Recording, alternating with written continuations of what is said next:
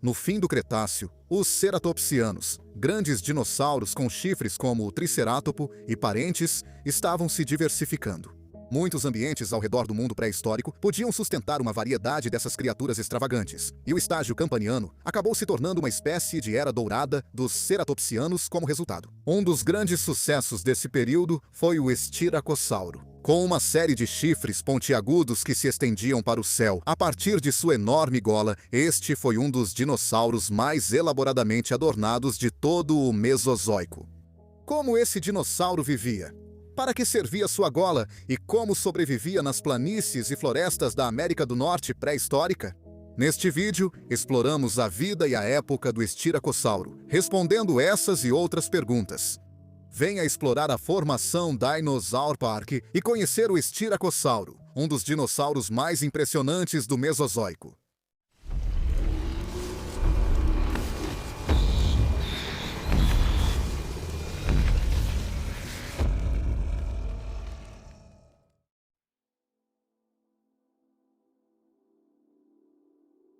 Dentro da família Ceratopsidae, existiam dois principais clados ou subfamílias, Chasmosaurinae e Centrosaurinae. Ambos os grupos apareceram no início do Campaniano, evoluindo em diversas formas impressionantes, parecidas com rinocerontes. Chasmosauríneos eram conhecidos pelos grandes chifres acima dos olhos e golas mais curtas. Dinossauros famosos como Tricerátopo, Taurossauro e Eutoceratopo se encaixam nesse grupo.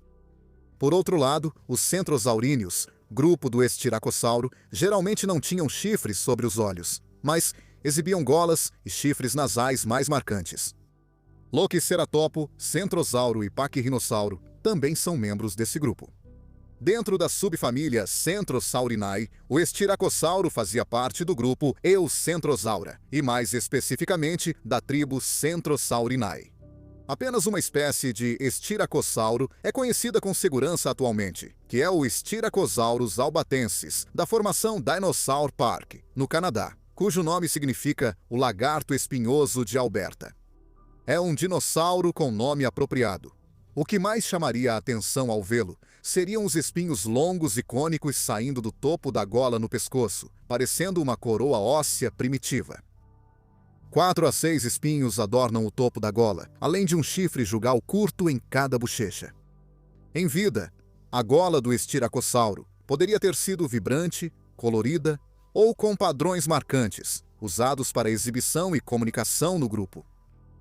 A característica mais marcante desse animal era o enorme chifre nasal de 60 centímetros acima das narinas. Com uma camada de queratina em vida, o propósito exato desse chifre é debatido por paleontólogos, mas pode ter servido para exibições visuais entre indivíduos da mesma espécie. A boca do Estiracossauro tinha um bico ósseo resistente, que cortava a vegetação de arbustos e samambaias rasteiras antes de uma bateria de dentes substituíveis fatiá-la para a digestão. O comprimento total do corpo do Estiracossauro é estimado em, no máximo, 5,5 metros, ou 18 pés, e ele provavelmente ficava um pouco abaixo de 2 metros ou 6 pés de altura no ombro.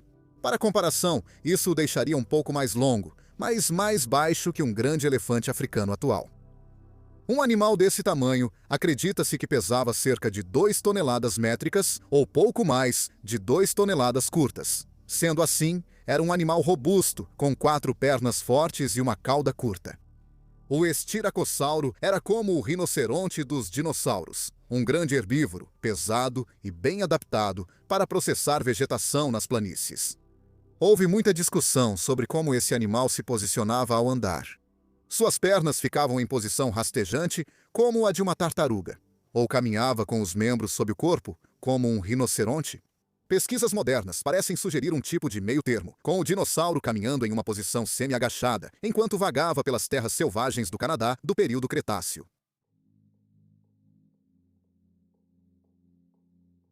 O nome albatensis sugere que os restos de Estiracossauro foram achados primeiro em Alberta, Canadá, na formação Dinosaur Park. Charles Mortram Sternberg, Um ávido coletor de fósseis e paleontólogo, foi o primeiro a encontrar restos de Estiracossauro em 1913 que consistiam em um crânio parcialmente preservado e fragmentos adicionais do esqueleto pós-craniano. A descoberta foi comunicada ao geólogo e paleontólogo canadense Lawrence Morris Lumber, que descreveu o dinossauro e lhe deu nome científico naquele ano. Ao examinar o crânio, Lumber encontrou algo incomum. Os menores espinhos da gola desse indivíduo sobrepunham-se à esquerda. Esta é uma rara evidência fóssil de fratura óssea que cicatrizou em nova posição. Curiosamente, o lado direito do crânio desse animal ainda não foi encontrado, então não sabemos a posição exata desses espinhos menores da gola. Em 1935, a segunda expedição financiada pelo Museu Real de Ontário retornaria ao local onde o primeiro espécime foi descoberto.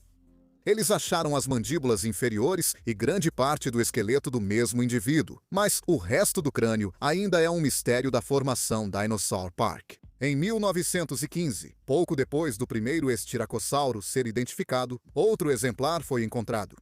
Este veio com quase todo o esqueleto pós-craniano e um crânio parcial. Barnum Brown, paleontólogo americano famoso por nomear e descrever os primeiros fósseis de tiranossauro, coletou esses restos e achava que havia indícios para criar uma segunda espécie.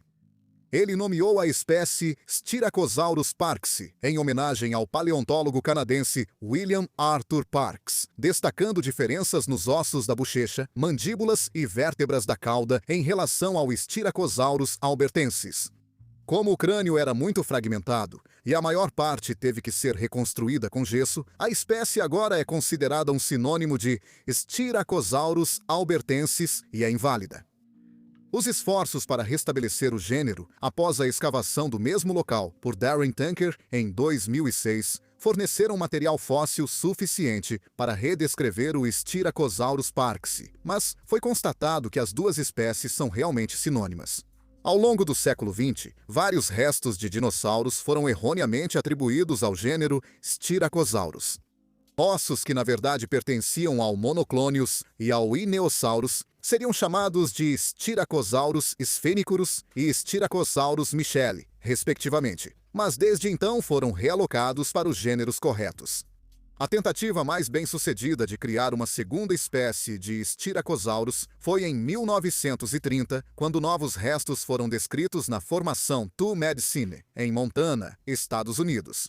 Na espécie proposta, Styracosaurus ovatus, os espinhos mais altos da gola quase se tocam nas pontas e eram bem mais curtos que os do Styracosaurus albertensis. A espécie seria formalmente estabelecida em 1986, com material adicional sendo atribuído em 2010. Porém, estudo posterior concluiu que ela não estava ligada ao Styracosaurus, mas sim mais próxima de gêneros como Ieniosaurus e Pachyrhinosaurus. O nome Rubiosaurus ovartis foi usado, mas um estudo de 2013 pode ter mostrado que ele voltou a ser associado ao Styracosaurus. Atualmente, considera-se Styracosaurus ovatus, um sinônimo de Styracosaurus albertensis. Acredita-se que albertensis era uma espécie muito variável, com grandes diferenças nos chifres, estruturas e formatos da gola. Ovartis pode ser só uma forma incomum.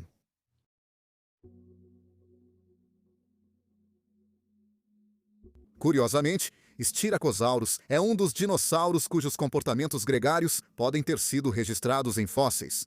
Na formação Dinosaur Park, jazidas ósseas com vários fósseis de Styracosaurus albertensis foram achados juntos no mesmo local de morte. Se esses dinossauros estavam viajando como membros de um grande rebanho quando morreram, é provável que estivessem bebendo em uma aguada quando todos foram mortos por uma enchente repentina ou um deslizamento de terra, preservando-os para a eternidade na rocha. Como animais de rebanho, o Styracosaurus e outros ceratopsianos podem ter sido muito sociais, buscando segurança e companhia no grupo. Isso, por sua vez, é onde a gola, os espinhos e os chifres podem ter entrado em ação. Os enfeites faciais do Styracosaurus são dos mais extravagantes entre dinossauros, e sua função exata é debatida desde a descrição da espécie. Inicialmente, pensava-se que os espinhos do Styracosaurus eram para fixar músculos da mandíbula, mas estudos depois mostraram que não eram. Depois surgiram teorias de defesa e combate. Talvez o Steracossaurus usasse seu chifre nasal para afastar predadores como Tyrannosaurídeos da formação Dinosaur Park. Em 2006, descobriram que nenhum exemplar conhecido de Steracossaurus apresentava danos ligados ao uso do chifre dessa forma. Isso não pode ter ocorrido, pois os chifres teriam exibido sinais de quebras, infecções e posterior cicatrização. Se defesa e musculatura não eram opções, para que Steracossaurus tinha características faciais tão chamativas? A aceitação de que a gola era uma estrutura de exibição bem chamativa está crescendo. Se tivesse padrões e cores vibrantes em vida, poderia ter sido usada em rituais de acasalamento, exibições para outros da espécie ou para transmitir sinais ao rebanho. Acredita-se que a exibição visual era crucial para os ceratopsianos no acasalamento, e chifres e espinhos também tinham papel nesse contexto. Talvez o macho com o adorno de cabeça mais chamativo conseguisse acasalar com as fêmeas, ou os indivíduos resolvessem disputas exibindo esses adornos entre si. Há poucas evidências de que esses chifres fossem realmente usados em combate, mesmo que apenas para exibição. Quando não socializava ou descansava, Steracossaurus se alimentava. Os ceratopsianos eram herbívoros particularmente bem adaptados que tendiam a preferir plantas de baixo crescimento em seus ambientes, e o Steracossauro não era diferente. Esse dinossauro geralmente buscava alimento entre arbustos e samambaias, comendo vegetação resistente que outros herbívoros não conseguiam digerir. O alimento foi retirado com o bico e mastigado pelos dentes. Há teorias de que o Steracossauro derrubava plantas altas e arrancava pequenas árvores com o peso do corpo, como um elefante. Dessa forma, eles poderiam acessar matéria vegetal que só seria alcançada por dinossauros como os saurópodes. Palmeiras, cicas e plantas com flores primitivas também integravam a dieta dessa espécie, que não era exigente quanto ao que comia.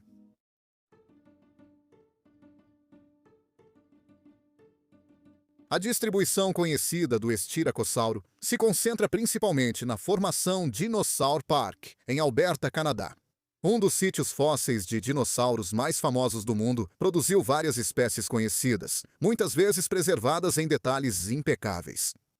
No estágio campaniano do final do Cretáceo, o Parque dos Dinossauros era uma planície baixa, que foi se tornando mais pantanosa com o avanço do Mar Interior Ocidental, que dividia a América do Norte em duas terras. Diferente da atual Alberta, Styracosauro vivia em um mundo mais quente, com estações secas e chuvosas bem marcadas. Florestas densas, compostas principalmente por coníferas, podiam ser encontradas nas bordas das planícies, dentro das quais uma variedade de outras plantas oferecia uma vasta área de pastagem para o Styracosauro e seus companheiros herbívoros do Parque dos Dinossauros. Centrosaurinos eram comuns, e Styracosauro dividia seu habitat com o parente Hyeniosauro e Brachioceratops. Os herbívoros eram a base da formação do Parque dos Dinossauros e também estavam presentes na forma de hadrossauros. Paracerolophus, Procerolophus e Caritossauro eram representantes de um grupo muito bem-sucedido que vivia nas mesmas florestas do Styracosauro. Anquilossauro também vivia aqui. O Nodossaurídeo Edmontonia e o Anquilosaurídeo Euoplocephalus caminhavam por florestas e planícies, com armaduras dérmicas que os tornavam fortalezas quase impenetráveis aos predadores locais. O principal predador da formação Dinosaur Park e provável ameaça aos bandos de Styracosauro era o Displetossauro, parente setentrional do Tyrannosaurus rex. Com mandíbulas capazes de esmagar ossos e 9 metros, ou 30 pés, de comprimento, esse era um predador com o qual não se devia mexer. Se os restos de Styracosauro na formação Two Medicine, em Montana, forem realmente dele, isso indica que sua distribuição era bem maior do que se pensava. O Displetossauro ainda era uma grande ameaça, mas também havia carnívoros menores, como Troodon, Bambiraptor e Avossauro. Muito pequenos para ameaçar um ceratopsídeo maior, mas ideais para caçar presas menores na floresta, esses terópodes semelhantes a aves estão entre os animais mais bem preservados da região. Os ceratopsídeos da formação Two Medicine incluem Centrosaurus e Casmosaurus. Já os hadrossauros aparecem como Maiasaura e Hipacrossauro. Estiracossauro permaneceu um dinossauro bem-sucedido nas planícies de Alberta e Montana até cerca de 74,5 milhões de anos atrás. O último de sua espécie sumiu pouco antes do asteroide de Chicxulub atingir a Terra no fim da Era Mesozoica, indicando que provavelmente a perda de habitat contribuiu para sua extinção. Felizmente, paleontólogos modernos encontraram muitos restos de Estiracossauro nos séculos 20 e 21, ampliando nosso entendimento sobre esse dinossauro a cada ano. O que o futuro reserva para o Estiracossauro? Obrigado por assistir, até o próximo vídeo.